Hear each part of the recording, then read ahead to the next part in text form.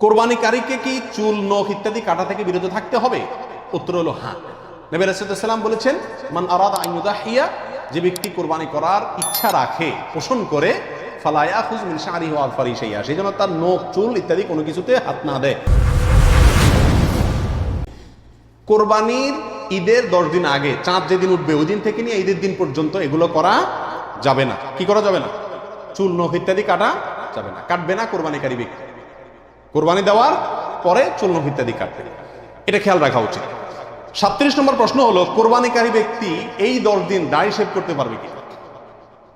জটিল একটা প্রশ্ন। কোরবানি করবেন, বাকাওয়াতি করবেন, খুব ভালো কথা, জায়গায় এসে ধরা গেছে, দাড়ি শেভ করতে পারবেন কি? উত্তর হলো না।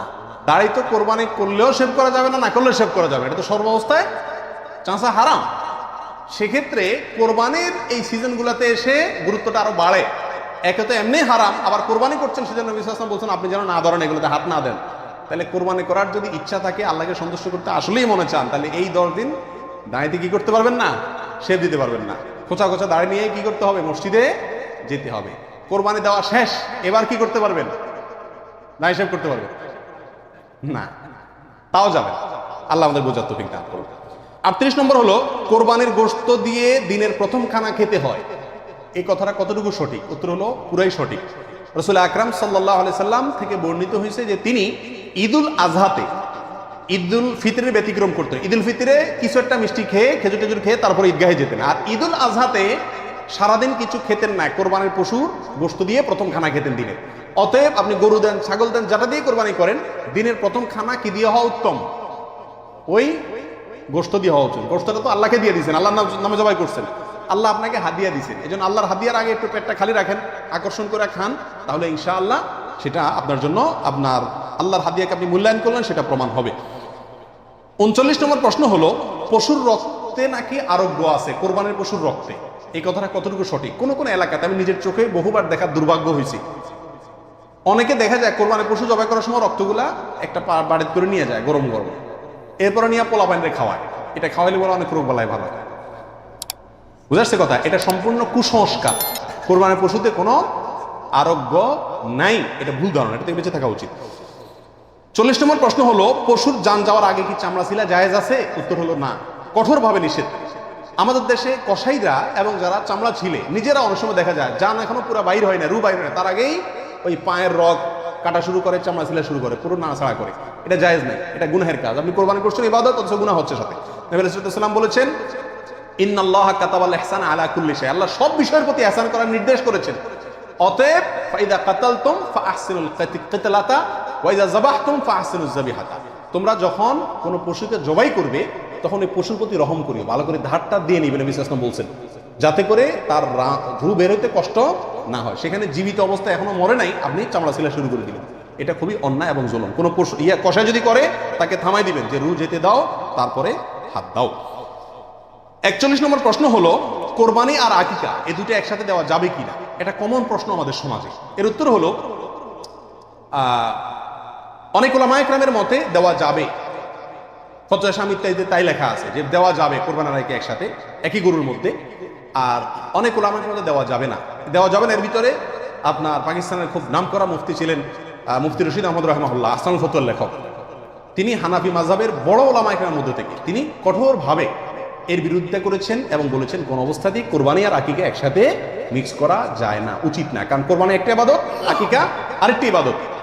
আর তাছাড়া গরু এক অংশে একাধিক ব্যক্তি দিতে পারবে, এটা কোরবানির ক্ষেত্রে নবী সাল্লাল্লাহু আলাইহি ওয়াসাল্লাম বলছেন, আকিকার ক্ষেত্রে বলেন নাই। সেজন্য কোরবানি এবং আকিকা পৃথক হওয়া উচিত। একই দিনে হতে পারে, কিন্তু গরুর অংশে কোরবানির না, এই আকিকার কারণ নামের অংশ থাকা উচিত না। এই মতটা বেশি শক্তিশালী এবং বেশি সতর্কতামূলক।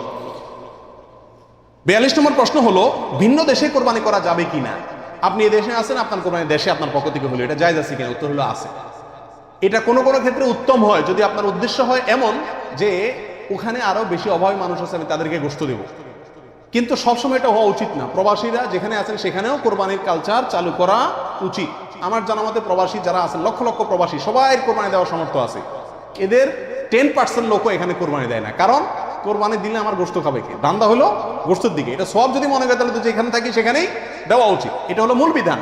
অন্য জায়গায় আপনি দিবেন, যদি সেখানে দিলে বেশি সওয়াব হয়। অবশ্যই গ্রামে আমাদের দেশে গরিব বেশি, সেই হিসাবে সেখানে গোশত দিলাম, সেই নিয়তে দিলেন, ঠিক আছে। কিন্তু আপনি এই নিয়তে দেন যে আমি এখানে গোশত যদি কোরবানি দেই তাহলে গোশত সব হাতে বুতে খাইব, আমার পরিবারের লোকজন তো পাইব না, এই নিয়ত যদি হয় তাহলে সেটা কিন্তু অন্যায় এবং ভুল। 43 নম্বর প্রশ্ন হলো, ভিন্ন দেশে কোরবানি করলে কোন সময়ের দিকে খেয়াল করে কোরবানি করবে? কথার কথা, আপনার কোরবানি দেশে হচ্ছে, তো এখানে যদি একদিন আগে পরে চাঁদ দেখা দেখি হয়, টাইম আগে পরে হয়, তাহলে কোন হিসাবে করবে? আপনার সময় না তাদের সময়? আপনার কোরবানি কিন্তু। এর উত্তর হলো, যেই দেশে কোরবানি হচ্ছে, পশু যেখানে আছে সেখানকার সময় দেখে কি করতে হবে? কোরবানি করতে হবে। আপনার এখানে ঈদের নামাজ হয়েছে কি হয় না সেটা দেখা দেখির দরকার নাই। 44 নম্বর প্রশ্ন হলো, কোনো কারণে কোরবানি করতে না পারলে, পশু কিনছেন কিন্তু কোরবানি করতে পারেন না, করবেন কি? উত্তর হলো যে পরবর্তীতে কি করে দিবেন? আপনি সদকা করে দিবেন। মৃত ব্যক্তির নামে কোরবানির বিধান কি? একটু আগে যেটা বললাম, অর্থাৎ শুধু মৃত ব্যক্তির নামে আলাদা কোরবানি দেওয়া যায়, অনেক ওলামা ইকরাম বলেন, কিন্তু অনেক ওলামা ইকরাম বলেন যারা মৃত ব্যক্তির সাথে জীবিত ব্যক্তির সাথে মৃত ব্যক্তিকে যোগ করে দেওয়া যাবে। আপনি একটা ছাগল দিলেন, বললেন যেটা আল্লাহ আমার এবং আমার মৃত বাবার পক্ষ থেকে, এভাবে করা যাবে। আর নবী আলাইহিস সালাম একটি ছাগল তার পুরো উম্মতের পক্ষ থেকে দিয়েছেন, জীবিত মৃত সবাই মোটামুটি এর ভিতরে শামিল। 45 নম্বর গেল। 46 নম্বর হলো, কোরবানির পশুর চামড়ার বিধান কি? উত্তর হলো, কোরবানির পশুর চামড়া এটা নিজে ব্যবহার করতে পারলে সেটা করা উচিত। চামড়া প্রসেস করে ব্যবহার করতে পারলে এটা করা উচিত। কোথাও কোথাও মানুষ খায়, যদি খাইতে পারেন চামড়া পরিষ্কার করে, সেটাও আপনার জন্য ঠিক আছে। কিন্তু কোরবানির পশুর চামড়া বিক্রি করা হয় আমাদের দেশে বেশিরভাগ ক্ষেত্রে, এই কাজটা অনুত্তম কাজ, অনুচিত কাজ। কেন? কারণ কোরবানির গোশত এটাও বিক্রি করে আপনি টাকাটা দানে করে দিলেন, কিন্তু এটা উচিত না, বিক্রি করবেন না। আপনি হয় সরাসরি গোশত দিবেন, না নিজে খাবেন, দুটার একটা। বিধায় কোরবানির পশুকে আপনার কোনোভাবেই এটার কোনো অংশকে বিক্রি করে তারপর টাকাটা আপনি দানে করে দিলেন, কিন্তু বিক্রি করার দিকে না যাওয়াটাই উচিত। সরাসরি ওই জিনিসটা দান করলে সেটাই বেস্ট।